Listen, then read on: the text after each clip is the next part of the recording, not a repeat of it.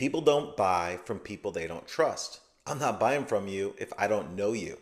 Now, there's some exceptions like Amazon. I trust Amazon, so I go there instead of a business usually. But what about you? What's your behavior? But what's more important, what about your customers? Why should they buy from you? Do they trust you?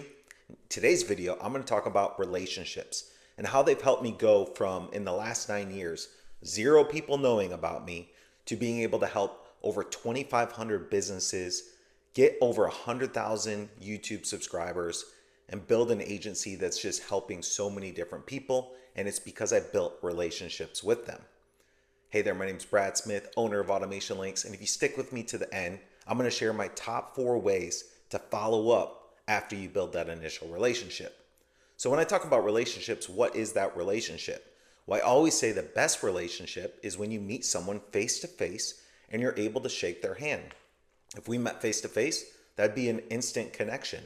We could talk about something relatable, whether it's the local area we're in, the business we're in. It's just a lot easier to connect with somebody and build that relationship when you see them face to face. Now, what's the next best thing to face? I think it's a Zoom call or a Teams meeting where you share your camera and you see each other's face on the meeting. Now, I see a lot of business owners get on Zoom with their camera off.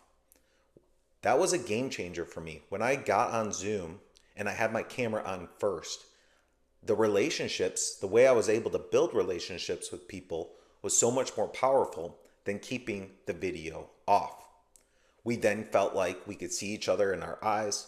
We could share maybe some relatable stories, and you could see the reactions on the other person's face. So don't be scared to get on camera. It's one of the most important things out there. Now, when you create relationships, you need to make them remember you, right? So I want to talk about how you can get somebody to not only remember you, but think of you as the person that they can trust instead of the person that's just selling them.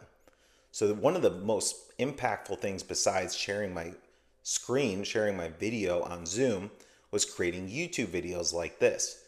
Then you could see that I'm here educating you, I'm trying to help you, and you can see my personality, you can see my eyes, you can see what I'm trying to teach, and exactly what I offer. You can even see the office I'm in here. But you can't just get on video and start talking about, all about your business and how great your business is. I don't even want to talk about my business in this video. I want to share education to help you learn how to do something in your business or your brand. So once you learn from me, then you're more likely to go implement that and maybe get results. So how can you create videos around your brand to build these better relationships? Now, it took me 6 months to make my first video because I was so nervous. I thought if you get on YouTube, you have to have millions of people watch you. Maybe you have to go viral and you got to say the right thing at the right time to get somebody to stick with you to the end. But once I realized that from another video creator who was only getting a couple hundred views, but he was getting customers from those couple hundred views. I also read the book 1,000 True Fans, where you don't need millions of people to support you. You just need the perfect 1,000 people to support you to help you grow your business. So I got in the mindset of becoming the educator. I thought of myself as the college professor. I'm just standing up in front of a room full of students, let's say 30 students. I don't have anything memorized. I'm just sharing my knowledge and I'm educating them. Then hopefully they leave class, they go implement what they learned, and maybe tell a friend how great the class was, so then the friend comes to my class. If you can get in that mindset, that's what really changed the trajectory of me making videos and actually growing online, was by just educating through video. Now, if you're still too nervous to make a video, practice, make 5 or 10 videos and don't release them to anyone. Go look at other YouTube creators, maybe some YouTube creators that you follow, and you can filter through their videos from oldest to latest. You can see that their oldest videos are probably all awful. So that might inspire you to, all right, at least mine won't be as bad as them, especially with technology and all the low-cost video editors out there. So I want to encourage you today, for my first point in this video, is start creating videos. If you're nervous, reach out and I'll help you. If you don't know where to start, reach out and I'll help you. In fact, I'll link my script down below where it basically walks you through how to script your video and then how to make edits in between so you can pause. You can actually pause between bullet points. I always keep eye contact with the camera. I pause and then I look down at my notes and then I look back up, and then from there I can start talking again, and I can go get a low-cost freelancer to easily make edits to that. So then the video looks seamless. I'm able to just touch on my bullet points and how I help and educate on each bullet point, and I don't have to memorize it or be nervous to make this perfect video. I can simply just put my bullet points down below on this piece of paper. I can hit and talk about what I'm knowledgeable on each piece, and then I could just move on to the next one, knowing that the edits will be in between. Now, what if you're brand new and you don't have all this experience that you can educate people on? Well, the next thing you can do is create videos talking about your story and what you are learning along the way in your journey. That way other people at your stage can learn from you. It also helps people trust you because you're being completely transparent on where you're at. You can talk about all the things you've messed up on and failed at, and then talk about everything that you've learned from it and how you're going to grow from that moving forward. The next way I think about building better relationships online is through social media. Now, a lot of times people use social media to create an account, talk about yourself in your profile, put your logo up there, and post a bunch of stuff about how great your business is. Well, that's the wrong way. As soon as you start talking about how great your business is, no one cares. People only care about themselves, at least before you have a relationship with them. Once you create a relationship with them, then they're more likely to go see what your business and what you offer. And from there, you want to be the one that's out there supporting, taking that first step, reaching out, following, and connecting with your ideal prospects, not praying and hoping they just come to you. Why would they come to you? If people are focused on their pain points and they're focused on their goals and their needs, they're not out looking for you yet. But if you show up and you support them first, you provide value, you educate, and you're the one that's seen on a daily basis, then they're more likely to say, hey, who is this person or this company? And do they offer a solution for me for my pain points? And that's one of the most important things I did. I created a LinkedIn channel when I first started. I started posting about how awesome my business was every day. This is awesome. I do this, I do that, I do that. No one cared. It wasn't until I realized that no one cared where I said, all right, how can I make this more about them? So what I did was I started going and connecting with my ideal prospects on LinkedIn. And instead of just sending a cold DM, I would go like their post. I would leave comments on their post, and I would even endorse their LinkedIn profile. From there, they started to notice, who is this Brad Smith guy leaving comments, liking my post, and endorsing me? So then they would come back and check out my profile. LinkedIn has that cool feature to show you when somebody goes and looks at your profile. So from there, I was able to go send them a DM, and instead of selling my business, because I did try that and it didn't work, I asked them to be on my podcast. Now, I had a brand new podcast, not many listeners yet, but I knew I wanted to interview business owners, share their story, and support them first, knowing that eventually it would come back and they would support me back. Most people want to talk about themselves. They want to talk about their business. They don't care how many listeners I had yet. So what I would do is I would invite them on the podcast. They would come on the podcast and make the podcast all about them, build a relationship because we're sharing our face through Zoom. And then from there, send a few automated emails after. And 40% of those people I interviewed became customers. Some became a customer a week later, some a month later, some 3 years later. But the key was I reached out to make it about them, never made it about myself, shared their story on my podcast, got them more website traffic because we promoted it. And then in return, they felt like they had a relationship with me, and then they were more likely to come back and work with me. So how can you do that for your business? Now, if you're e-commerce, that's really tough. E-commerce, you want somebody coming into your site.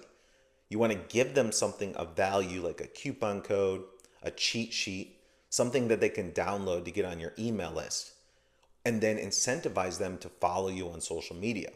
because you want them to be able to start seeing your social media post about how cool your product is. And you want to really push that. Email 1, 2, and 3, you want to say, follow us on Instagram, follow us on Instagram, follow us on Instagram. And then as long as you're posting cool stuff about your product, they're more likely to follow you. And then they're going to start seeing you, which we'll talk about next. Now, if you're B2B, you certainly can start reaching out and supporting other people. One thing that's working really well for me is I go and I connect with someone on Twitter. I like their posts. I leave meaningful comments on their posts. And then I ask them if they have a YouTube channel, and I go subscribe to the YouTube channel. What I'm doing is I'm building the relationship first. I'm supporting them first, knowing in return they'll eventually come back and support me. And that leads me into my next point, being omnipresent. I call it the Nike shoe approach. You say the word Nike, you look up a shoe Nike, you click on one little link that has to do with Nike, and all of a sudden you see their shoes everywhere. You're going to see them on Google, YouTube, Instagram, Facebook, Twitter. They follow you around. Now, why is that? They have all their ads set up, all their retargeting and their pixels set up perfectly to be able to show that ad to somebody, because you have to make sure people remember you. People are busy, they're not going to remember you. So you can do that for your business, especially with the help of AI and the AI advertising platforms nowadays. What you want to do is have somebody see you more than 7 times throughout all the different channels, through email, through Zoom calls, through everything. Just like back in the day, they used to say a salesperson would have to call someone and speak with them 7 times before they close the deal. That's the same thing is true online now. Somebody needs to see you 7 times before they trust you. They need to see you on Zoom face to face. They need to get some personal emails from you so they remember your name. They need to see a few YouTube videos of you so they can see that you're the educator, you're providing value. They need to see a few social media posts, seeing that you're posting consistently and that you're an active business out there trying to help them. Then they need to see some retargeting ads. Maybe they need to see you on a Google search, an Instagram ad, just to continue reminding them. Now, you do not sell until you get to the ads. What we do is we educate through videos, emails, and blogs. And then we can retarget and show an ad and say, hey, you've seen us 6 or 7 times. This is what we do. This is how we can help. Go take an action. So you sell through ads, you educate organically. That's going to be super key, especially as you grow your business and you scale your business. When you get to that certain level where you are able to invest some money back into advertising, that's when you want to truly retarget those people. Most people already have enough website visitors. They already have a big enough audience, but the problem is they're not reminding them and following up and building those relationships. So what you want to do is really try to grow that email list so you can follow up with them, and you want to make sure you always stay top of mind. Invest some money in these advertising platforms just to focus on the retargeting. The average website gets less than a 1% conversion rate. What about the other 99.9% of people that visit your website? Most people are on their phones, they're at a red light, they're picking their kid up from school, they take a quick look at your site, and they leave. And if you do it wrong, you'll never hear from them again. They'll never see you again, you'll never see them again. But if you do it right, if they have that 10 seconds on your website, then you can remind them with something, an automated email.